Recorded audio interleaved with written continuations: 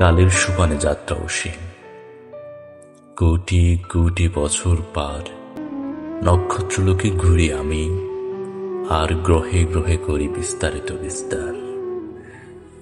দেখেছি কত গ্রহের ধূসর মাটি, কত আলোর খেলা, খুঁজেছি প্রাণ জোড়ানো শান্তি, যেখানে কাটবে আমার সারা বেলা।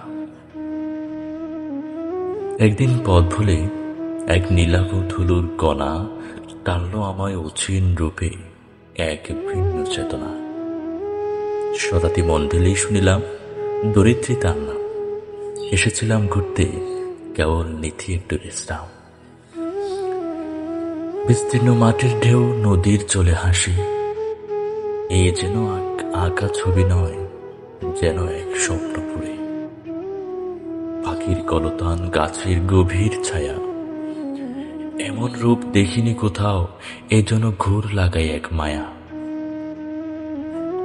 অন্য গ্রহে ছিল রুক্ষতা, ধূসর বালি মরু, যা দেয়নি শান্তি আমায়, গর্ত শুধু বিষাদের শুরু।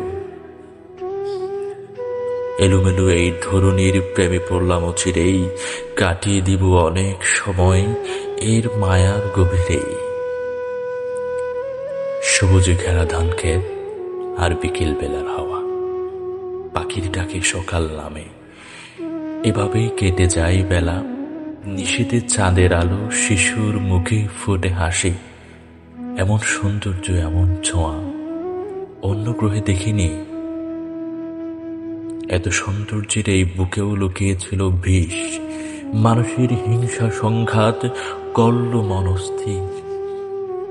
সাফল্যে জ্বলে ওঠে চোখ, বিনা কারণেই হারাহানি, ভালোবাসার তোরেও যুদ্ধ।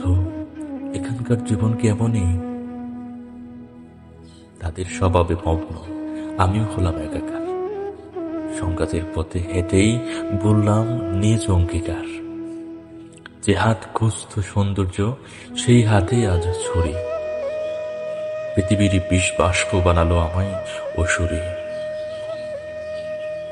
শুয়ে আছে আজ গুধূলির এক দুপুরে, কে যেন এসে ডেকে বলে, ফিরে চলো তোমার নক্ষত্র লোকে।